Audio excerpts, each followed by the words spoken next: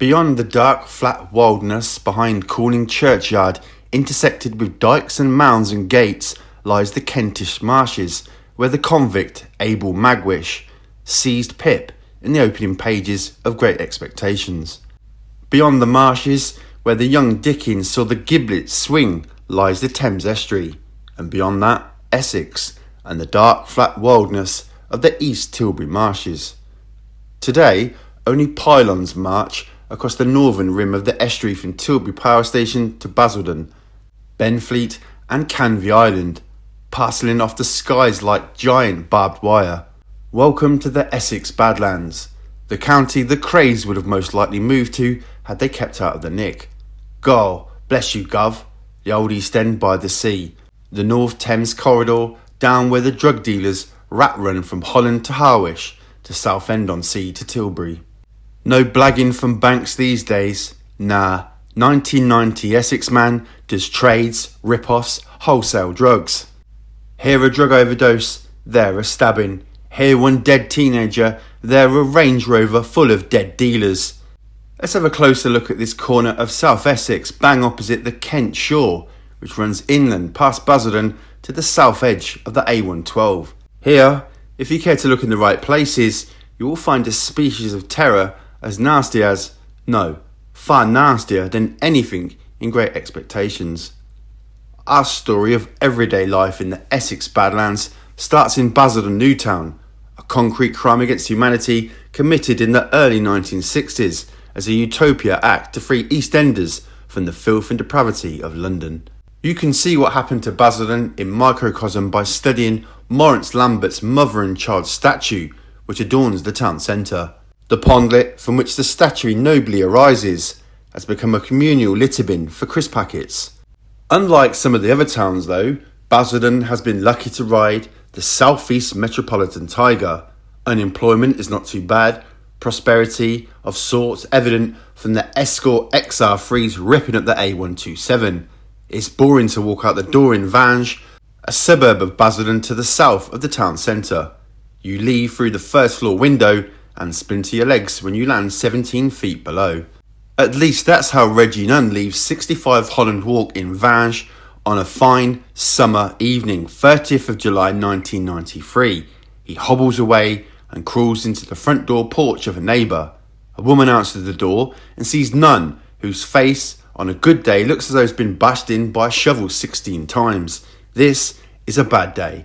Handsome, even though through the video fuzz gets into another car. Finally, the occupier of number 65 leaves his home, strolls over and gets into the same car and drives away. Meet Jason Lee Vella, then just 22, psychopath, drug dealer, sadist, depilation freak, bred in the bleak marshland of East Tilbury, but now renting in Vange. Behold the demon barber of Basildon. None had his reasons to throw himself out of Vella's window. He had been found guilty by a kangaroo court, with Vella, a creepily handsome 5'8" control freak of Maltese extraction, judge, jury and Lord High Executioner.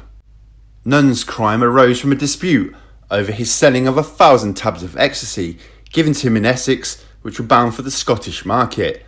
The market price for E is between £10 and £15 a tab.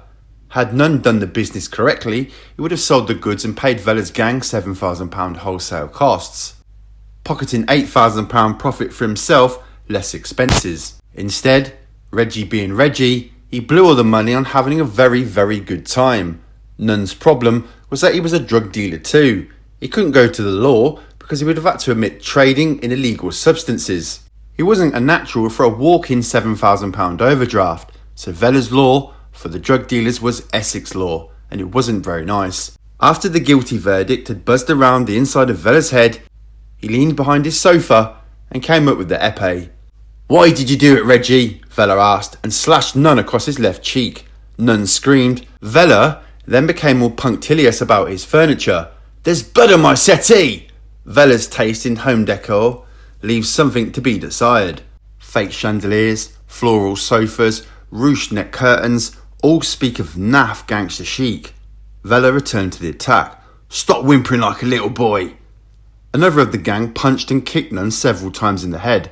Vella slashed him with the épée again. Certain this was the end, Nunn stood up and rocketed across the room. Someone tried to grab his leg, but Nunn wriggled free and leapt through the window. It was closed at the time. Nunn wasn't the demon barber's first victim by all means.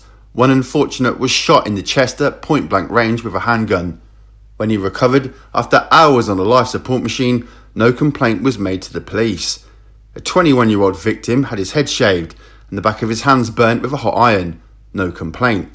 Another was given a Glasgow smile. He was sliced from ear to mouth on both sides of his face with a Stanley knife. No complaint. And one victim had a broomstick shoved up his backside before being forced into a duck pond in order to swim out into the middle and catch a duck. Again, no complaint. No complaints from Vella about his lifestyle either. He did rather well considering he left St Sed's Catholic school in South Ockington at the age of 15 and never had a proper job other than helping out his dad Charlie on his market stalls. As a boy, friends remember his trick of catching bees in his hand and not minding the sting. His mum Janice, 49, had fonder memories. He was a loving son, no latchkey kid, and I wouldn't swap him for anyone. As evidence of his sweet nature, she tells a story of how Jason persuaded her to look after a dog he'd originally bought for his girlfriend. It was a crossbreed bull mastiff called Terror, a working class kid gone completely bad. By the time he was 22, he drove a BMW and his girlfriend had the Golf. He took holidays wherever he wanted, skiing, Tenerife, the States. He grandstanded a gang of mates to see a Lennox Lewis fight in Las Vegas, paying in cash at the airport for the seats to be upgraded to club class.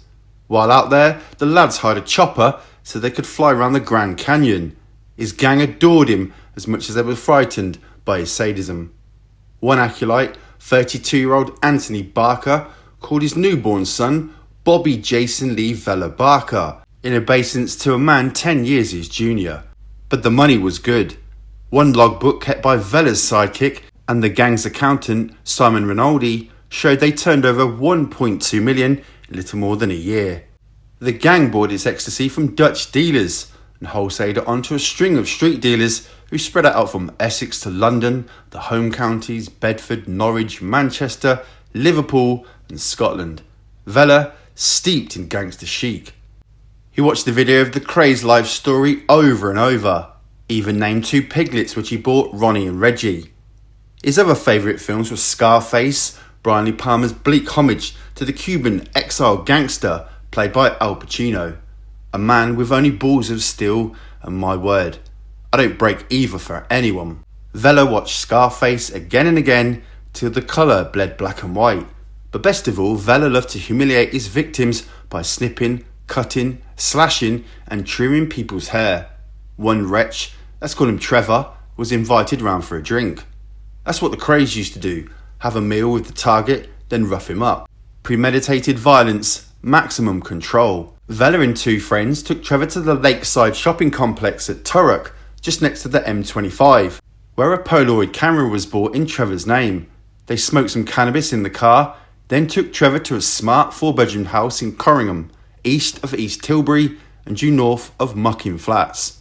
Trevor entered the house to find a reception committee of 10 or 11 others. Things started to get less clumsy. He was handcuffed and the front of his head was scalped. His eyebrows were shaved and cigarette butts were stubbed out on the soles of his feet. They then jabbed at him with knives, forced him to snort several lines of cocaine and took his trousers down. Trevor was then forced to lick a sheet of 500 LSD tabs in a dog bowl. Then they gave him a bone, forced him to kneel like a dog and took a snap of him with the Polaroid. They left him one cold day in January at One Tree Hill County Park, out of his mind on the drugs they had been forced on him, shivering, half-scalped and shoeless. He was found by a member of the public in a dreadful state. His crime? Trevor had sent a Christmas card to Vella's girlfriend. There is a cartoon quality to Vella's violence, which could almost be funny. The fear the police had to deal with was not in the slightest bit comic, but real and raw and omnipresent. After the Nunn incident, Essex police brought Vella in for the first time. He was supremely confident that no one would have the guts to testify against him in court. Detective Superintendent David Bright led Operation Max, a model of its own kind, aimed at collecting evidence to get Vella locked away. A very tall Walter Mitty look-alike with a laid-back air, Bright pondered on Vella's technique. Fear is a wonderful tool. He traded in fear as if it was a commodity. Vella's trademark was that he would hack his victim's hair off, causing physical pain and mental anguish, and also hallmarking his victims and spreading the fear. Vella was right about 22 of his 26 victims who had been hacked, chopped up or brutalised by him and his gang. They wouldn't testify against him. In 2 cases, victims actually had solicitors' letters sent to the police expressing their absolute wish not to help with inquiries. One of these 2 had been the subject of a competition between 2 of Vella's friends to see who could punch him in the face the hardest. But 4 brave people, including none, encouraged by Detective Constable Paul Keeble, had had enough and decided that Vella needed a prison short back and sides like no one else in Essex. All those 4 had been given new identities under a witness protection scheme. One told the police it had been shaven, beaten with wood and stabbed with a metal fork. He's like Jekyll and Hyde. The bloke was a lunatic. Seemed a nice bloke at first, but he's just possessed. Like he had the devil in him or something. Basically now I'm living my whole life in fear. At Vella's trial at maximum security Woolwich Crown Court, Judge Alan Stimpson told him, "You set yourself up as a criminal czar of South East Essex. You imposed your will on those who argued with you with a regime of torture and terror. There is no doubt in my mind that many people have breathed more easily since your arrest." Vella got 17 years for a range of offences, including conspiracy to supply drugs, false imprisonment, grievous and actually bodily harm. The judge said that had he been 25, he would have got 30 years. He is now a guest at Franklin Maximum Security Prison in Durham. Due to a time slip caused by a complex jigsaw of trials involving other members of the gang, Vella was only sentenced in June last year, and news of the sentence could only be released earlier this year, when Fleet Street was no longer interested. Nevertheless, it speaks to the routine boringness of stories about drug gangsters that only one paragraph about Vella's reign of terror in the Daily Mirror is recorded in the computer database of national newspapers. A month before the Vella story could be told, however, it was gazumped by a triple killing of 3 drug dealers 4 miles north of Basildon at Retribution. On December the 6th last year, 3 ecstasy dealers turned off a busy road and drove down a farm track to make a deal. Instead, they were blown away by expert hitmen before any one of them had a chance to leave their Range Rover. None of them would be sadly missed. Patrick Tate, 37, of Gordon Road, Basildon, was a cocaine addict, bodybuilder and general purpose thug who, the previous night, had pulverised the manager of a local pizza shop because he would not provide separate toppings on the same pizza. Craig Rov, 26, of Cowsher Avenue, Chafford 100, Grays, was the driver and gopher.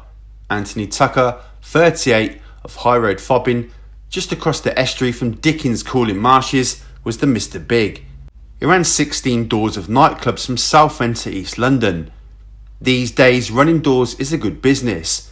Everybody has to go through the pantomime of being searched by the bouncers on the doors for drugs and weapons. Everyone, that is, except the unofficially licensed drug dealers.